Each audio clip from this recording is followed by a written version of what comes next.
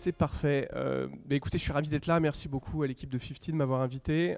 Quand Sandrine et Jean m'ont dit il faut que tu parles de télésurveillance, je me suis dit chouette, alors on va parler de Pécan, on va parler de certificat ANS, on va parler de remboursement. Et puis après, j'ai vu Dan de Time to Pitch, il m'a dit il faut mettre de l'émotion. Donc j'ai changé un peu de braquet et je me suis dit on va peut-être parler des patients en fait, parce que ce qu'il y a d'important quand on parle de télésurveillance, c'est de parler effectivement de l'impact que ça peut avoir sur la vie des gens. Et effectivement, nous, moi je suis cofondateur de TILAC et on travaille dans le domaine de la vision.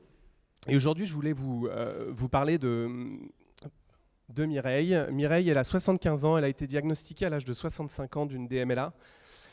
Et en fait, quand on lui a diagnostiqué sa DMLA, malheureusement, elle ne s'est pas forcément rendue compte de la gravité de la situation. Et pendant 10 ans, en fait, ça a évolué, mais sans qu'elle s'en rende compte. Elle n'a pas été alertée sur l'évolution de sa vision. Et au bout de 10 ans, malheureusement, elle a eu un accident de voiture qui a été lié en fait directement à son évolution de vision. Et des cas comme Mireille, en fait, il y en a énormément. Il faut savoir qu'il y a... on va remonter, parfait. Il y a une personne sur 3 passé 75 ans qui a atteint de ces maladies dégénératives des yeux. C'est la première cause de handicap visuel chez les 50 ans. J'aurais pu changer Mireille par Madame Judi Dench, qui a parlé hier qu'elle arrêtait sa carrière d'actrice à cause de sa cécité liée à la DMLA. En fait, la réalité, c'est que tout ça pourrait être évité si les gens étaient alertés. Et c'est là que la télésurveillance est intéressante, parce qu'il y a des traitements qui sont efficaces, qu'on appelle les injections anti-VEGF, quand la maladie dégénère et quand elle devient effectivement néovascularisée, comme on l'appelle. Mais la réalité, c'est effectivement, il y a une nécessité qui est reconnue de surveiller les patients à domicile pour améliorer les soins, pour réduire les coûts. Mais force est de constater, et je pense que c'est un constat qui est commun à beaucoup de solutions de santé digitale, c'est que la plupart des solutions, elles manquent d'engagement des patients. C'est-à-dire qu'on crée des solutions qui sont globalement assez rébarbatives. Moi, il faut savoir que je ne viens pas du tout du monde de la santé à la base, je viens du monde du jeu vidéo.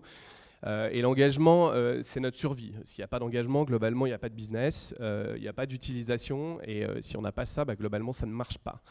Et en santé, c'est pareil. Je pense que si on veut que les patients soient acteurs de leur santé, il faut créer des expériences qui soient agréables pour permettre de rendre le suivi à domicile plus agréable, moins stigmatisant.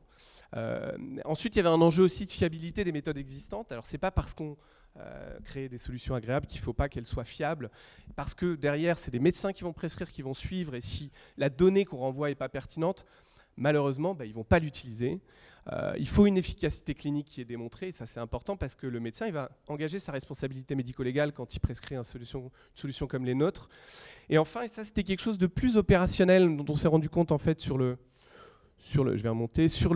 terrain, c'est que le médecin intellectuellement il veut des solutions comme les nôtres, mais en fait opérationnellement il a du mal. Quand il voit 40 patients par jour, qu'une consultation, c'est 3 minutes, si vous lui dites, il va falloir expliquer pendant 30 secondes ce qu'est la télésurveillance à votre patient, en fait, il ne peut pas, il n'a pas le temps. Donc il y a un manque de compensation du temps médical qui est nécessaire pour l'adoption de solutions digitales comme les nôtres. Donc on a créé Audisight, qui est une expérience adaptée et fun. Il y a 2 tests validés à l'intérieur qui sont équivalents aux méthodes ophtalmologiques standards, qui permettent de mesurer l'acuité visuelle et la grille d'Amsler, et qui permettent d'alerter le médecin et le patient quand il y a un changement dans la vision. Et en plus, on a mis des jeux, des puzzles qui sont adaptés à la population cible, qui a plus de 75 ans. Encore une fois, c'est quelque chose qui est important. Si on veut créer des choses agréables qui vont être utilisées, il faut nécessairement que l'expérience elle soit adaptée aussi à la population cible. Mais c'est aussi, et bien évidemment, décidément, j'ai un peu de...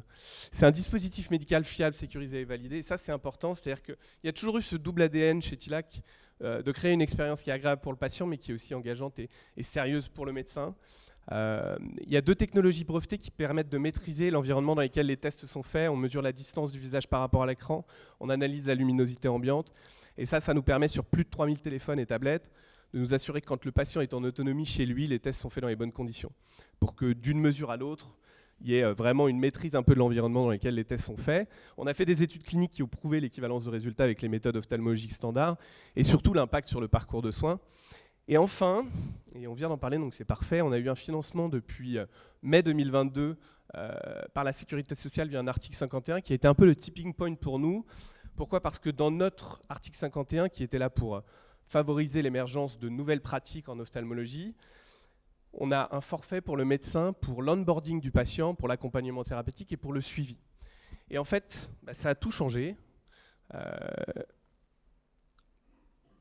C'est vers le bas, décidément.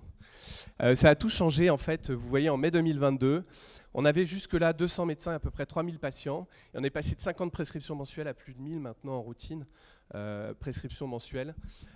Et on a plus de 1000 ophtalmos, donc c'est un ophtalmo sur 7 en France qui a commencé à utiliser la solution. Plus de 20 000 prescriptions, 1200 alertes confirmées. Et ça, c'est important. Depuis le début de l'année, il y a une personne chaque jour qui a une alerte qui mène à une injection qui n'était pas prévue par le médecin. Donc la télésurveillance, en fait, ça sert à ça. Ça sert à augmenter les capacités du médecin à améliorer les soins et aussi à rendre le patient beaucoup plus acteur de la santé. Et notre ambition elle est grande, c'est qu'aujourd'hui, on a commencé avec la DMLA où il y avait une urgence et il y avait des traitements et il y avait un besoin, mais en ophtalmologie, il y a énormément de pathologies qui pourraient bénéficier de télésurveillance. Et aujourd'hui, on veut créer un peu la première plateforme de suivi de vision à domicile. Pourquoi ? Parce qu'on croit à la verticalisation de la santé. Quand on a la confiance des médecins, beaucoup de médecins nous disent « moi je ne veux pas prendre 10 plateformes différentes pour faire du suivi de DMLA, du suivi de glaucome, du suivi de myopie. Je veux un partenaire et derrière, je vous fais confiance avec mon patient. Et en fait, je pourrais suivre tous mes patients directement depuis une plateforme. » Et c'est pour ça qu'on est en train vraiment d'élargir, au-delà d'internationaliser, d'élargir sur d'autres pathologies pour devenir la solution de référence du suivi de vision à domicile. Voilà. Merci beaucoup.